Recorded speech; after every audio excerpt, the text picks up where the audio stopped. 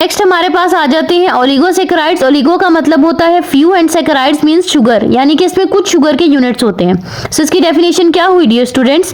On hydrolysis it yields 2 to 10 monosaccharide units. जब हम इसकी हाइड्रोलाइसिस करवाएंगे तो 2 से लेकर 10 मोनोसेकेराइड यूनिट्स तक इसकी जो है वो ये यील्ड करेगा।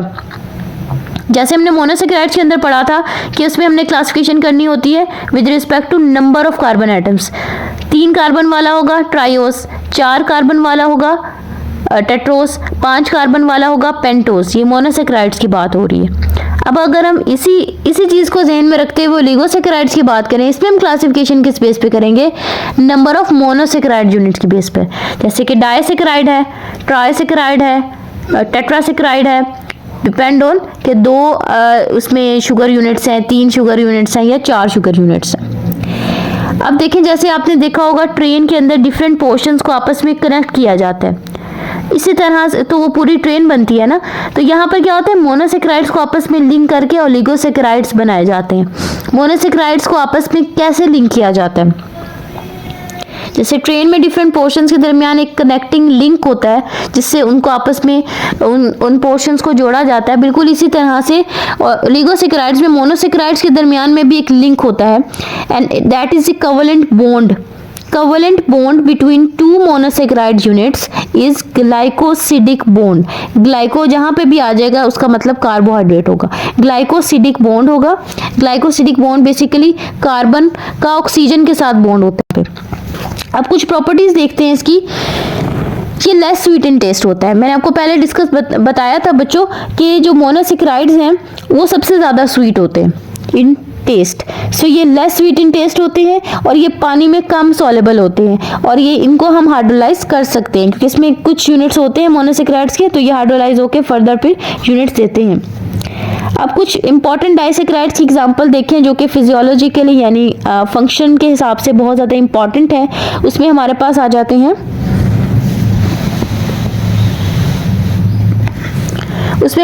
जाता है माल्टोज, सुक्रोज एंड लैक्टोज। इनके एक दूसरा नाम भी होगा जो हम डिस्कस करेंगे। जैसे माल्टोज है, इसको फ्रूट या माल्ट शुगर कहते हैं। सुक्रोज को हम केन शुगर कहते हैं। लैक्टोज को मिल्क शुगर कहते हैं। इनकी लोकेशन ऑकरेंस के हिसाब से देखिए, सुक्रोज जो है वो केन शुगर है, शुगर केन के अंदर आपको मिलता है सुक्रोज। लैक्टोज जो होता है वो आपको लैक्टोज जो है वो मिल्क के अंदर मिलता है, सो ये मिल्क शुगर है। माल्टोज फ्रूट या माल्ट में मिलेगा, सो ये माल्ट शुगर हो गई। सो इसका कॉमन नेम भी आपने याद रखना है। अब माल्टोज की हाइड्रोलाइसिस करवाएंगे तो मोनोसेकेराइड के यूनिट मिलेंगे। वो क्या है? इसमें होता है ग्लूकोज एंड ग्लूकोज, दोनों ग्लूकोज के ही मॉलिक्यूल इसमें मौजूद होते हैं। और सुक्रोज के अंदर देखें तो इसमें एक ग्लूकोज होता है और एक जो है वो फ्रुक्टोज होता है। फ्रुक्टोज बेसिकली क्या है? रिड्यूसिंग शुगर होती है। फ्रुक्टोज बेसिकली रिड्यूसिंग शुगर है। इसके अलावा अगर हम बात करते हैं लैक्टोज की, तो हमारे पास ये यहाँ पर ग्लूकोज एंड गलैक्टोज है। लैक्टोज से याद रखें गलैक्टोज, जिसमें गलैक्टोज एंड ग्लूकोज है। Sucrose glucose and fructose and maltose में दोनों ही ग्लूकोज आ जाएंगे। अब अगर एमडीकेट के इंपॉर्टेंट एक कॉन्सेप्ट की बात करें तो आपने एक बात याद रखनी है कि सिर्फ सुक्रोज है जो नॉन रिड्यूसिंग है, बाकी माल्टोज एंड लैक्टोज दोनों रिड्यूसिंग होते हैं। इसमें एक फ्री ग्रुप मौजूद होता है जिसकी वजह से ये रिड्यूसिंग होता है। लेकिन अभी आप लोगों के लेवल पर बस इतना ही याद रखें आप कि जो है वो सुक्रोज नॉन रिड्यूसिंग होता है और माल्टोज जो होता है वो माल्टोज एंड लैक्टोज रिड्यूसिंग होती है शुगर। नेक्स्ट आ जाता है जी, अब हमने देख लेना है कि ग्लाइकोसिडिक बॉन्ड बनता किस तरह से है। तो सबसे पहले हमारे पास एक ग्लूकोज का मॉलिक्यूल है और एक फ्रुक्टोज का मॉलिक्यूल है। ग्लूकोज के मॉलिक्यूल के बारे में हम पहले डिस्कस कर चुके हैं। फ्रुक्टोज का मॉलिक्यूल जिस तरह राइबोस में हम करते हैं कि यहाँ पर जो है वो हमारे पास सेंटर में एक ऑक्सीजन आ जाती है और साइड पे जो है हमारे पास उसके बाद कार्बन 1 2 3 4 एंड 5 आता है। उसमें तो 5 कार्बन होते हैं, इसमें 6 कार्बन होते हैं, इसलिए एक हमारे पास कार्बन यहाँ पे ब्रांच करता है और एक जो है वो लास्ट पे, स्टार्टिंग में लास्ट पे दोनों में जो है वो कार्बन एक ब्रांच कर रहा है। तो इसमें 6 कार्बन पूरे हो रहे हैं। इसका स्ट्रक्चर भी आपने अच्छे से याद कर लेना है। सो हमारे पास ग्लूकोज एंड फ्रुक्टोज है। यहाँ पर क्या होता है, ग्लूकोज का एक हाइड्रोक्सल ग्रुप और फ्रुक्टोज में से जो है वो हाइड्रोजन निकाला जाता है और इससे वाटर जो है वो रिमूव हो जाता है और इसके नतीजे नतीजे में यहाँ पर क्या होता है कि carbon and oxygen and carbon का बॉन्ड बनता है और that is the glycosidic linkage. तो ये हमारे पास दो मोनोसेक्राइड मिल गए और उससे क्या बन गया, एक डायासेक्राइड बन गया, that is sucrose.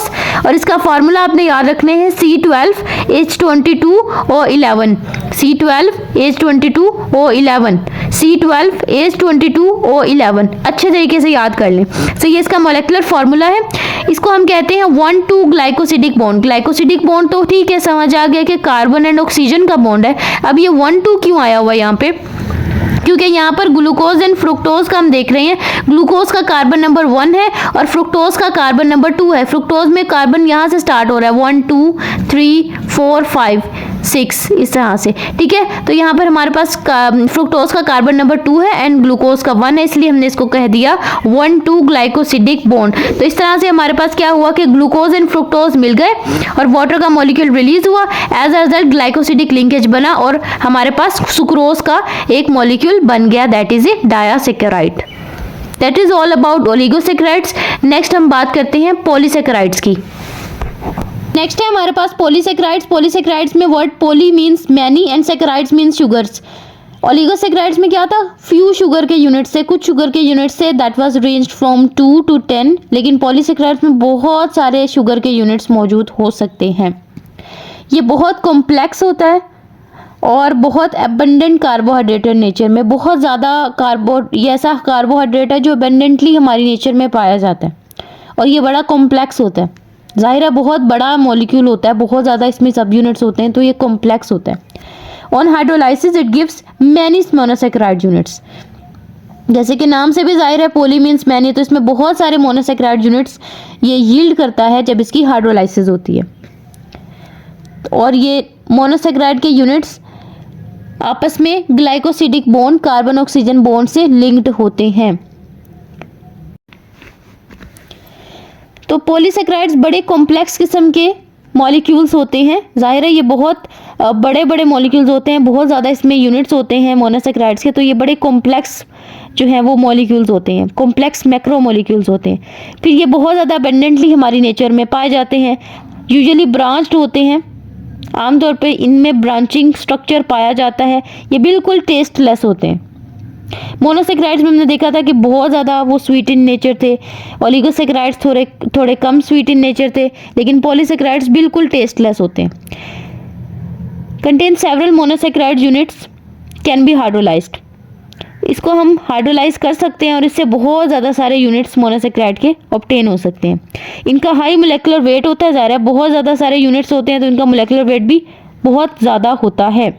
Only sparingly soluble in water. ये पानी में सिर्फ स्पैरिंगली सॉल्युबल होते हैं, किसी हद तक ही सॉल्युबल होते हैं, बहुत ज़्यादा सॉल्युबल नहीं होते हैं। एग्जाम्पल्स देखें, बायोलॉजिकली कुछ इंपॉर्टेंट एग्जाम्पल्स हैं। इसमें हमारे पास स्टार्च, ग्लाइकोजन एंड सेलुलोज है, ये आपके सिलेबस में शामिल हैं। इसके अलावा डेक्स्ट्रिन्स भी होते हैं, एगर है, पैक्टिन है, काइटिन है। अगर हम और टाइप्स देखें जो कि आपको जनरली पता होना चाहिए टाइप्स का, हमारे पास पॉलीसेक्राइड्स की दो टाइप्स होती हैं मेजरली।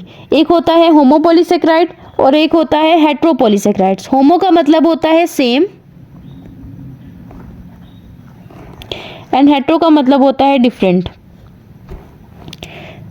होमोपॉलीसेक्राइड्स वो पॉलीसेक्राइड्स होते हैं जिसमें एक ही तरह के यूनिट्स मौजूद होते हैं, जैसे कि स्टार्च, ग्लाइकोजन, सेलुलोज, काइटिन। इनके अंदर अगर हम देखें, फॉर एग्जांपल ग्लाइकोजन की एग्जांपल ले लें, ग्लाइकोजन में सारे के सारे आपको ग्लूकोज ही मिलेंगे, ग्लूकोज के ही मॉलिक्यूल्स होंगे। हेट्रोपॉलीसेक्राइड्स में डिफरेंट होते हैं, एगर है, इसमें डेक्स्ट्रिन्स, म्यूकोपॉलीसेक्राइड्स, इसमें कई तरह के यूनिट्स होते हैं, एक ही तरह के सब यूनिट से ये नहीं मिलकर बना होता। सो हेट्रोपॉलीसेक्राइड्स आर डिफरेंट। अब वन बाय वन हम डिस्कस कर लेते हैं डिफरेंट एग्जांपल्स को, स्टार्च को, ग्लाइकोजन को एंड सेलुलोज को। तो स्टार्च क्या होती है, इसके सोर्सेज की अगर हम बात करें तो आपको फ्रूट्स में मिलती है, ग्रेन्स में मिलती है, सीड्स में मिलती है एंड ट्यूबर्स में मिलती है। Fruits, grains, seeds and tubers main carbohydrate source है फॉर एनिमल्स। ये प्लांट के अंदर स्टोरेज फॉर्म ऑफ कार्बोहाइड्रेट है, ठीक है। इसमें आप देख सकते हैं ना, फ्रूट्स हैं, ग्रेन्स हैं, सीड्स एंड ट्यूबर्स हैं। इसके अलावा ये मेन कार्बोहाइड्रेट की सोर्स है फॉर एनिमल्स। अब एनिमल्स जो हैं वो प्लांट्स कंज्यूम करते हैं, ज़ाहिर है जब वो प्लांट्स कंज्यूम करेंगे तो उन्हें स्टार्च अवेल हो जाएगी, ठीक है। अब जैसे आप पोटैटो जो खाते हैं, पोटैटो में बहुत ज़्यादा स्टार्च होती है, ठीक है। तो स्टार्च क्या है हमारे लिए, वो एक कार्बोहाइड्रेट का सोर्स बन गया ना प्लांट, तो ये बेसिकली एनिमल्स के लिए एक कार्बोहाइड्रेट सोर्स है। इसके अलावा मेन कार्बोहाइड्रेट सोर्स बल्कि हमें कहना चाहिए। इसके अलावा कंपोजिशन की बात करें तो इसमें सिर्फ ग्लूकोज के ही मॉलिक्यूल्स होते हैं, क्योंकि ये होमोपॉलीसेकेराइड की एग्जांपल है। सो इसमें सिर्फ और सिर्फ ग्लूकोज के मॉलिक्यूल्स ही पाए जाते हैं। जब हम इनके हाइड्रोलाइसिस करवाएंगे तो ग्लूकोज के मॉलिक्यूल्स ऑब्टेन होंगे। कोई भी पॉलीसेकेराइड होगा होमोपॉलीसेकेराइड, उसमें एक बात ये आपने लाजमी याद रखनी है कि एक तो वो बड़े कॉम्प्लेक्स होते हैं, ठीक है, और वो टेस्टलेस होते हैं और ज़्यादा पानी में सॉल्युबल नहीं होते। इसके अलावा एक बड़ी इंपॉर्टेंट बात जो सबके अंदर आप ऐड कर सकते हैं, दैट इज़ हाइड्रोलाइसिस से ग्लूकोज के ही मॉलिक्यूल्स बनते हैं। Next is types. इसमें 2 टाइप्स के हमारे पास कंपोनेंट्स इसके आ जाते हैं। जैसे हमारे पास माइलोस है एंड माइलोपैक्टिन है। इनके अंदर 2 बातें बस आपने याद रखनी है। This can be an important short question, so अच्छे से देख लें। अमाइलोज एंड माइलोपैक्टिन है। अमाइलोज जो होते हैं इसमें ग्लूकोज की चेन्स होती हैं, माइलोपैक्टिन में भी ग्लूकोज की ही चेन्स होती हैं। फ़र्क क्या होता है कि माइलोज में ब्रांचिंग नहीं होती, ये अनब्रांच्ड चेन्स होती हैं, स्ट्रेट चेन्स में आपको ग्लूकोज मिलेंगे। लेकिन यहाँ पे माइलोपैक्टिन में आपको ब्रांचिंग स्ट्रक्चर भी मिलेंगे। तो यहाँ पे चेन्स ऑफ ग्लूकोज की जो चेन्स होंगी वो ब्रांच्ड होंगी, इसमें ब्रांचिंग पैटर्न भी मौजूद होगा। दूसरी बात यह है कि इसकी सॉल्युबिलिटी के हवाले से अमाइलोज जो है वो हॉट वाटर के अंदर सॉल्युबल हो जाता है, लेकिन हॉट वाटर के अंदर ये हल हो जाता है। लेकिन अमाइलोपैक्टिन जो है वो इतना ज़िद्दी होता है कि वो कोल्ड वाटर क्या हॉट वाटर के अंदर भी सॉल्युबल नहीं होता। किसी भी हाल में वो सॉल्युबिलिटी उसकी नहीं होती, वो इनसॉल्युबल ही रहता है। एक लास्ट पॉइंट हमने डिस्कस करना है, that is colour with iodine. Iodine के साथ जब इसको आयोडीन के साथ देखते हैं तो इसका क्या कलर आता है, तो it gives blue colour with iodine. हमारे पास ग्लाइकोजन, प्लांट्स के अंदर जो हमने बात की थी वो स्टार्च थी, और एनिमल्स के अंदर जो प्लांट्स के अंदर अगर आपसे पूछा जाए कि प्लांट्स के अंदर स्टोरेज फॉर्म ऑफ कार्बोहाइड्रेट क्या है, तो वो होगी स्टार्च। एनिमल्स के अंदर स्टोरेज फॉर्म ऑफ कार्बोहाइड्रेट होगी ग्लाइकोजन। ये एनिमल की स्टार्च भी कहलाती है। प्लांट्स में स्टार्च होती है, एनिमल की भी स्टार्च होती है, दैट इज ग्लाइकोजन। तो इसका नाम दिया गया एनिमल स्टार्च। अब लोकेशन की बात करें तो लोकेशन या अक्रेंस की बात करें तो sheep form of carbohydrate stored in animal body. अभी हमने बात की कि एनिमल्स के अंदर ये स्टोर्ड फॉर्म होती है। ये found abundantly in liver and muscles. Last lectures में हम काफ़ी ज़्यादा इस बात को डिस्कस कर चुके हैं कि ग्लाइकोजन जो है वो स्टोरेज फॉर्म होती है, जो कि लीवर एंड मसल्स के अंदर जो है वो स्टोर हो जाती है और ज़रूरत के वक्त फिर इस्तेमाल भी हो जाती है। ऑल्दो तो ये तमाम एनिमल सेल्स के अंदर हो सकती है, लेकिन ये लीवर एंड मसल्स में आपको अबंडेंटली मिलती है। Next is solubility. ये भी पानी के अंदर इनसॉल्युबल होती है। जितने भी पॉलीसेकेराइड्स हैं वो हाइड्रोलाइसिस पर ग्लूकोज देंगे और वो इनसॉल्युबल इन वाटर होंगे। ये 2 पॉइंट्स आपने याद रखने हैं। तो हाइड्रोलाइसिस पर ग्लूकोज के मॉलिक्यूल्स देता है और पानी में सॉल्युबल नहीं होता। ये 2 प्रॉपर्टीज मेन है, सबके अंदर कॉमन है। आयोडीन के साथ ये क्या कलर देता है, आयोडीन के साथ स्टार्च क्या देता था, ब्लू कलर, और ग्लाइकोजन क्या देता है, रेड कलर देता है। सो हमने बात की about its location, solubility, hydrolysis products and colour with iodine. Last but not the least is cellulose. Cellulose आपको पता है ये प्लांट्स की सेल वॉल के अंदर हम पढ़ चुके हैं, सेल्यूलोज होता है, ठीक है। सेल्यूलोज एक पॉलीसेकेराइड है, होमोपॉलीसेकेराइड है। तो इसकी अबंडेंस की बात करें तो ये बहुत ज़्यादा अबंडेंट कार्बोहाइड्रेट है नेचर में। अगर आपसे पूछा जाए कि सबसे ज़्यादा अबंडेंट पॉलीसेकेराइड कौन सा है नेचर के अंदर, तो वो सेल्यूलोज है, ठीक है। और ये प्योर फॉर्म में आपको कॉटन में मिल जाता है। प्योर फॉर्म ऑफ सेल्यूलोज अगर आपने देखनी है तो यू कैन सी कॉटन। अगर हम अक्रेंस की बात करते हैं तो अभी बात की थी कि प्लांट की जो सेल वॉल्स हैं उनका मेन कॉन्स्टेंट होता है। प्लांट की सेल वॉल बेसिकली सेल्यूलोज से मिलकर बनी होती है। प्रॉपर्टीज़ में अगेन वही बात कि ये हाईली इंसॉल्युबल होती है और हाइड्रोलाइसिस पर ग्लूकोज के मॉलिक्यूल्स देती हैं। ये 2 पॉइंट्स कॉमन है सब में। फिर डाइजेशन की उसकी सेल्यूलोज कभी भी ह्यूमन के डाइजेस्टिव ट्रैक्ट में डाइजेस्ट नहीं होता, ह्यूमंस इसको हजम नहीं कर सकते, लेकिन बैक्टीरिया, यीस्ट या प्रोटोज़ा मौजूद होते हैं हर्बीवोर्स के अंदर, ठीक है। हर्बीवोर जो प्लांट्स को खाते हैं, वो वाले जो एनिमल्स होते हैं जो प्लांट्स को खाते हैं, उनके डाइजेस्टिव ट्रैक्ट में कुछ ऐसे बैक्टीरिया, यीस्ट, प्रोटोज़ोआ पाए जाते हैं जिसकी वजह से क्या होता है, वो सेल्यूलोज को इजीली डाइजेस्ट कर लेते हैं। बैक्टीरिया प्रोकैरियोट है, यीस्ट फंजाई है और प्रोटोज़ोआ प्रोटोजोन्स यानी कि ये बेसिकली प्रोटिस्ट। माइक्रो ऑर्गेनिजम्स की वजह से क्या होता है कि वो एक एंजाइम रिलीज करते हैं, सिक्रेट करते हैं, जिसे हम सेल्यूलेज कहते हैं, जो कि क्या करता है, सेलुलोज की डाइजेशन करवा देता है। लेकिन ह्यूमन डाइजेस्टिव ट्रैक्ट में ये वाला एंजाइम मौजूद नहीं होता, तो वो नहीं कर पाते सेलुलोज को डाइजेस्ट। अब कलर विद आयोडीन क्या है कि सेलुलोज के लिए आयोडीन के साथ कोई कलर नहीं शो करता।